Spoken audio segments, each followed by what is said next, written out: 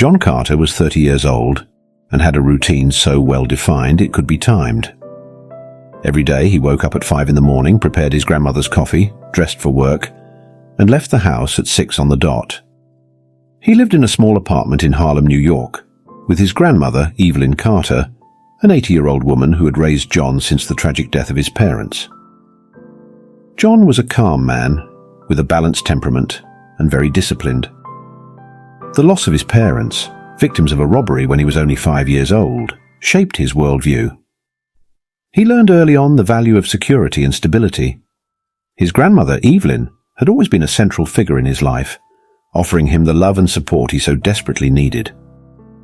John worked as a librarian at the New York Public Library. He loved his job, surrounded by books and knowledge, finding peace in the silent pages of novels and the history of encyclopedias. At night, he dedicated himself to studies, taking online courses to further qualify in the field of information science. John's routine was a reflection of his quest for stability and control, a shield against the chaos of the outside world. He liked the predictability of his days, the comfort of knowing exactly what to expect at any moment. But despite this apparent tranquility, there was a subtle restlessness within him, a sense that something was coming, something that could change his life in ways he couldn't foresee.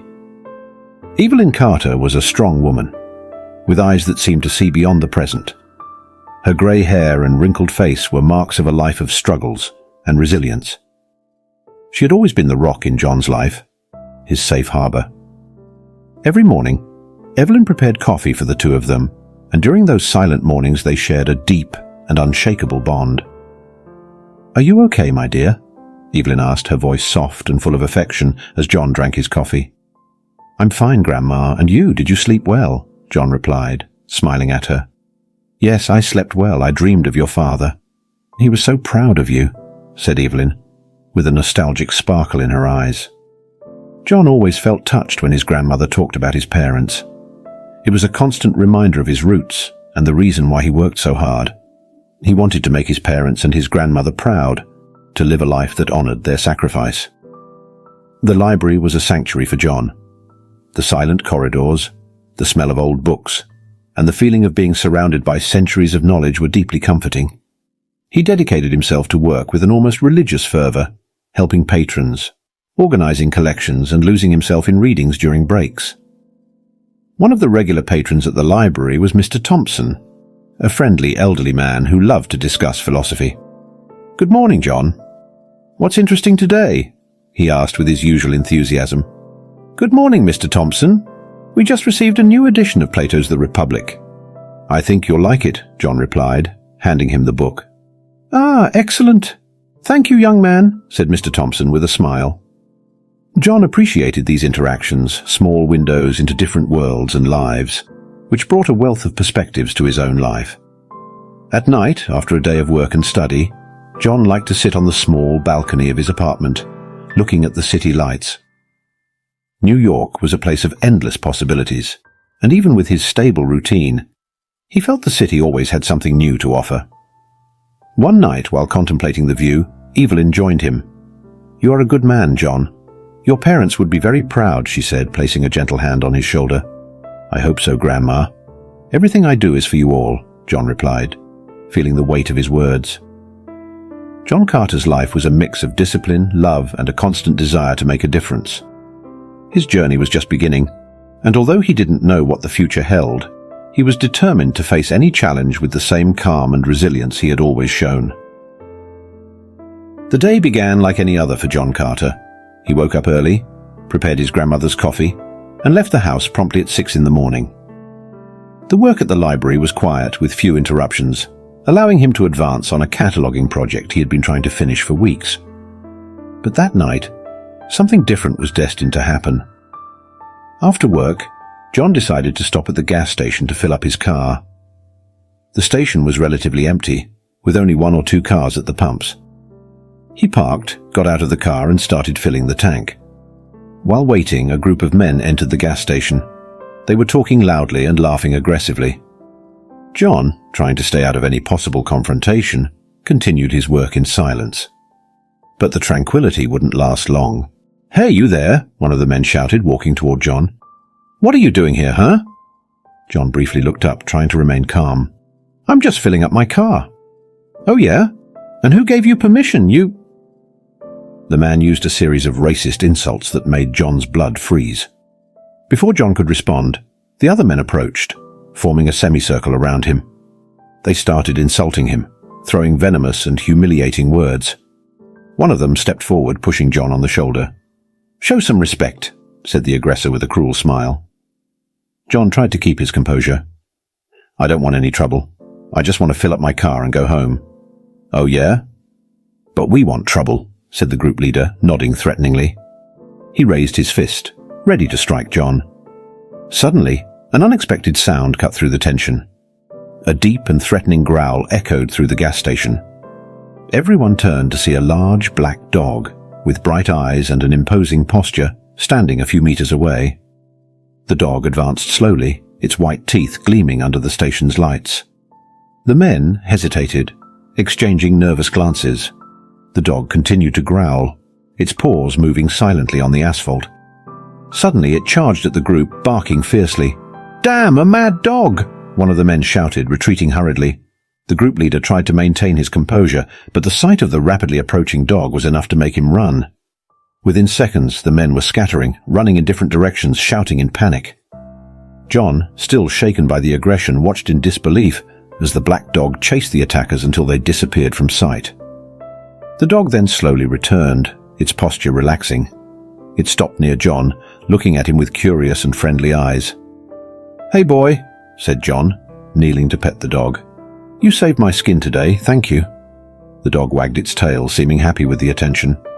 John looked around but saw no owner in sight. "Are you alone?" he asked, running his hand through the animal's shiny fur. With no collar or identification, it seemed the dog was alone. John felt an immediate connection with the animal. "How about coming home with me? I think my grandma will like you." The dog seemed to understand, giving a soft bark and following John to the car. John opened the passenger door and the dog jumped in, settling comfortably on the seat with a contented sigh. When John arrived home, Evelyn was in the kitchen preparing dinner. "You took longer than usual, John." "Is everything okay?" she asked, hearing the door open. "Yes, Grandma, everything is okay now. There was just a little incident at the gas station," John said, trying to downplay the event. "But I brought a new friend to meet you." Evelyn came out of the kitchen, her eyes lighting up at the sight of the dog. "Oh, how lovely. Where did he come from?" "He kind of appeared out of nowhere and saved me from some troublemakers," John explained, smiling. "I don't think he has an owner. Can we keep him?" Evelyn approached the dog, who immediately began wagging his tail and licking her hand. "Of course, dear. He already seems like part of the family." The dog, whom John decided to call Shadow, quickly adapted to his new home. He brought new energy and joy to John's and Evelyn's lives. And so John's routine gained a new dimension, a new purpose. Over time, John began to reflect more on his life and choices. The aggression at the gas station was a cruel reminder of the racism and violence that still existed in the world. He knew he couldn't hide forever, that he needed to do something to fight these injustices. John started getting involved in community organizations, dedicating his free time to social causes and the civil rights movement. He knew the path wouldn't be easy, but with his grandmother's support and Shadow's unconditional love, he felt more prepared than ever to face any challenge. Evelyn, always wise and perceptive, saw the transformation in her grandson and supported his decisions with pride. "You are making a difference, John. I am very proud of you," she said during one of their many conversations at night on the small apartment balcony. John looked at his grandmother, feeling deep gratitude. "Everything I do is for you and our parents. I want to create a better world, where people don't have to live in fear or hate." Evelyn smiled, her eyes shining with love and admiration. "You are already creating it, my dear, and I will always be here by your side, supporting every step you take." Over time, John became a respected figure in the community, a tireless advocate for civil rights, and an example of courage and resilience. His life, which once seemed so rigidly controlled, was now a journey full of purpose and meaning. And with Shadow by his side, he knew he could face any challenge, always with the unwavering love and support of his grandmother Evelyn. Since early on, John faced constant and painful racism. In school, he was often the target of cruel jokes and insults. Once, during a career class, John raised his hand and shared his dream of becoming a police officer. "You, a police officer? Good luck, man," said one of his classmates, laughing loudly. "You'll never get past the academy door." The classroom erupted in laughter, and John felt his face burn with shame. He knew it wouldn't be easy, but the rejection and disbelief of others were hard to bear. That afternoon, John came home early, with teary eyes and a heavy heart. Shadow, sensing John's sadness, ran up to him, wagging his tail and licking his hands. John sat on the floor, hugging the dog, and let the tears fall. "Why are they like this, Shadow?" John asked, his voice choked with sobs. "Why can't they just believe in me?" Evelyn, sensing her grandson's sadness, came over and sat next to him. She placed a gentle hand on John's shoulder, her touch full of affection and understanding. "My dear, I know it's hard," she began, her voice calm and comforting. "Racism is a horrible and unjust thing, but you can't let it define who you are or what you can achieve. Always remember that you are strong and capable. People will try to bring you down, but you must stand firm and move forward." John looked at his grandmother, wiping away his tears. "But Grandma, it feels like no one believes in me." "It doesn't matter what others think, John," Evelyn replied. "What matters is what you think about yourself. You have a dream, and I know you have the determination to achieve it. Never let the hatred of others dim your light." A few months later, on an ordinary school day, John was focused on his classes, trying to absorb his grandmother's advice and ignore the negative comments. At home, Evelyn was alone, taking care of her daily tasks. Shadow was by her side, as always. Suddenly, Evelyn felt a sharp pain in her chest and collapsed to the floor, unable to breathe. Shadow, sensing something was wrong, began barking desperately, trying to get someone's attention. The neighbor, Mr. Thompson, heard Shadow's frantic barking and left his house to check what was happening. Seeing Evelyn lying on the floor, he rushed to help her and immediately called an ambulance. Shadow continued barking, as if encouraging Mr. Thompson to act quickly. John was called from school and ran to the hospital, where he found Mr. Thompson waiting for him. "Your grandmother had a heart attack, John," Mr. Thompson said, his voice full of concern. "The paramedics did their best, but she's in critical condition." John entered the hospital room and saw his grandmother lying in bed, surrounded by machines and tubes. He held her hand, tears streaming down his face. Evelyn opened her eyes and smiled softly at him. "I'm here, Grandma," John said, his voice trembling. "I'm here." Evelyn tried to speak, but the pain was too intense. She squeezed John's hand, her eyes conveying all the love and pride she felt for him. Shortly after, she closed her eyes and her body relaxed. Evelyn had passed away. John, devastated by the loss of his grandmother, left the hospital feeling more alone than ever. Outside, he found Shadow lying on the sidewalk, wet from the rain. The dog lifted his head when he saw John, wagging his tail but with a sad look. John knelt next to Shadow, hugging him tightly. "She's gone, Shadow," he whispered, his voice choked with tears. "She's gone." Shadow licked John's face as if trying to console his owner in the only way he could. The dog's presence was a small comfort amid the immense pain John felt. John's life had changed forever. The loss of Evelyn left deep scars, but also a renewed determination to follow his grandmother's advice and honor her legacy. Shadow continued to be his faithful companion, a constant and comforting presence in his life. John's life changed significantly over the years. In addition to his role as head of the police department, he began giving lectures at local schools, sharing his story, and inspiring young people to fight against injustice and believe in themselves, no matter the difficulties they faced. In one of these lectures, John met Marcus, a 17-year-old boy with a tumultuous life. Marcus was at the back of the room, arms crossed and a defiant look. John saw the tension in his eyes, a mix of anger and despair that he knew well. After the lecture, John approached Marcus. "Do you have a moment to talk?" he asked, trying to sound casual. Marcus looked at him suspicious, but finally nodded. "Sure, why not?" In the following days, John tried to get closer to Marcus. He discovered that the boy lived in a chaotic environment. His mother was a drug addict, and his father, an abusive alcoholic.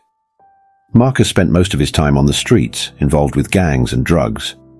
He didn't believe the world could be fair, especially for a young black man like him. "Do you think you can change my life?" Marcus asked in a defiant tone during one of their conversations. "No one cares about me. The world is racist and will always be like that." John tried to help Marcus in various ways. He encouraged him to go back to school, offered him rehabilitation programs, and even tried to get him a job. But Marcus was stuck in a cycle of despair and disbelief. He saw racism and injustice in every aspect of his life and couldn't believe things could get better. "I know how you feel, Marcus," John said in a conversation. "I've faced a lot of racism and many difficulties too, but you need to believe you can change your life. Don't let the hatred of others define who you are." Marcus shook his head. "It's easy to talk. You're a police officer now, but I'm just a lost kid." On a rainy night, John received an urgent call. Marcus had been arrested for being involved in a gang fight. He was taken to the police station, and John immediately went there. Upon arrival, he saw Marcus sitting in a cell with a blank and defeated look. "Why, Marcus?" John asked, his voice full of frustration and sadness. "Why do you keep putting yourself in these situations?" Marcus looked at him, his eyes full of pain. "I have no one else, John. My family is destroyed. I don't know what to do anymore." Determined not to give up on Marcus, John asked to speak to him in private. "Listen, Marcus," John began. "I know you're going through tough times, but you need to believe there's a better way. You have to want to change." Marcus sighed, his body trembling with emotion. I want to, but it's so hard, John. The world is so cruel." John put his hand on Marcus's shoulder. "I'll be here to help you, but you need to take the first step. Let's try again, together." John remembered his grandmother's words. "Racism is a horrible and unjust thing, but you can't let it define who you are or what you can achieve." These words had guided him throughout his life, and he hoped they could help Marcus find his own path. With John's continued support, Marcus began to take small steps toward a better life. He returned to school and started attending a rehabilitation program. The journey was long and difficult, but Marcus began to see a light at the end of the tunnel. John knew he couldn't save everyone, but he also knew that each life he could touch was a victory. With Shadow still by his side, even now older and grayer, John continued his mission to fight racism and injustice, one person at a time, inspiring young people like Marcus to believe that a better world was possible. Marcus was intelligent and had remarkable potential, but his life was surrounded by adversity. With a mother addicted to drugs and an alcoholic father, he didn't have a solid foundation to grow. The racism he faced daily only worsened his situation, making him cynical and hopeless. When John saw Marcus, he recognized part of his own struggle and felt the need to help him. John tried to help Marcus in many ways. He encouraged him to attend school regularly, offered mentoring sessions, and tried to show him that there was a better path. However, Marcus was so immersed in his reality of pain and disillusionment that he rejected John's help, believing the world was inherently racist and that there was no hope for him.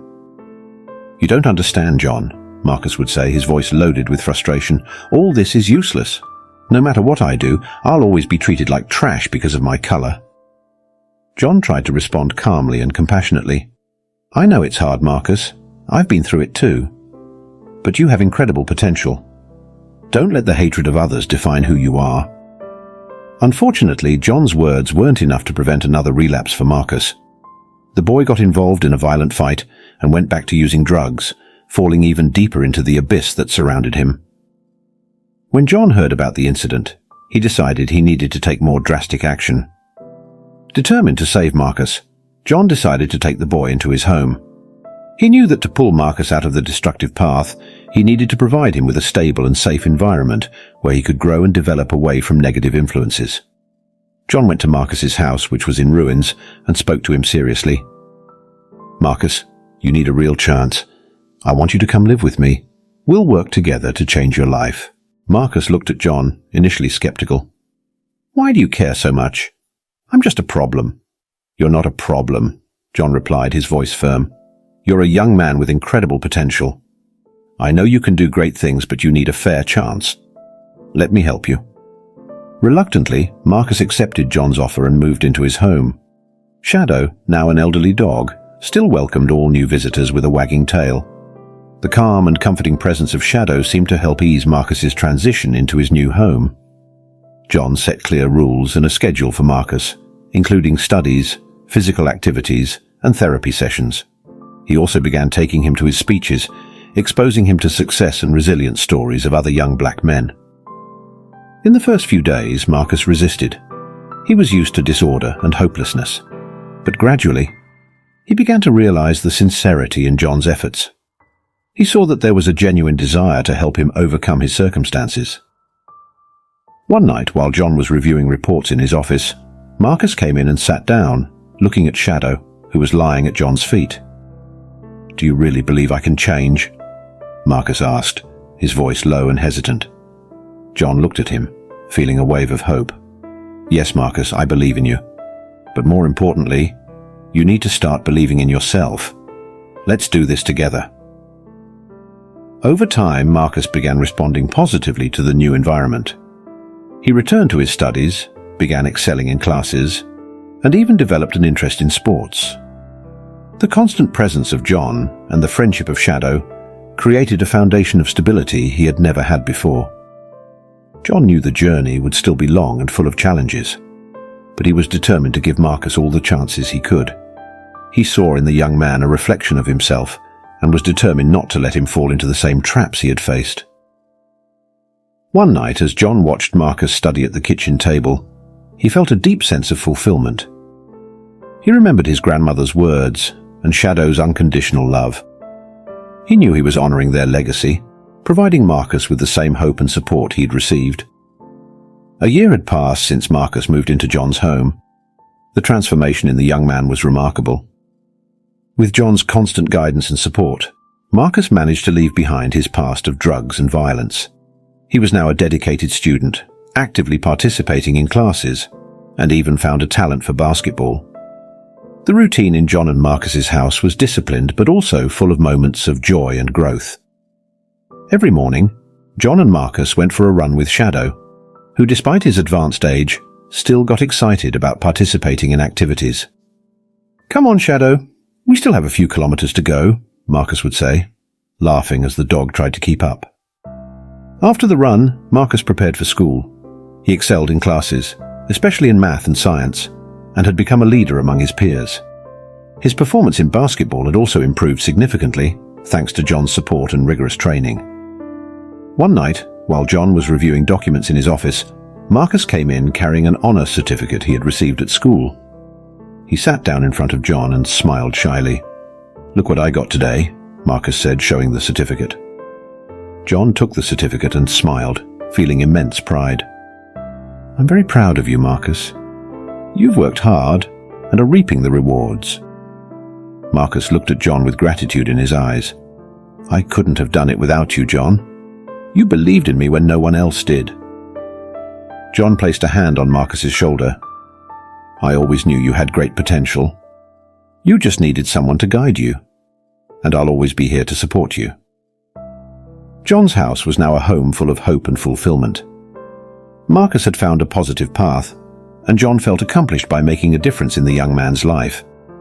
Shadow, although slower and more tired, continued to be a symbol of loyalty and unconditional love.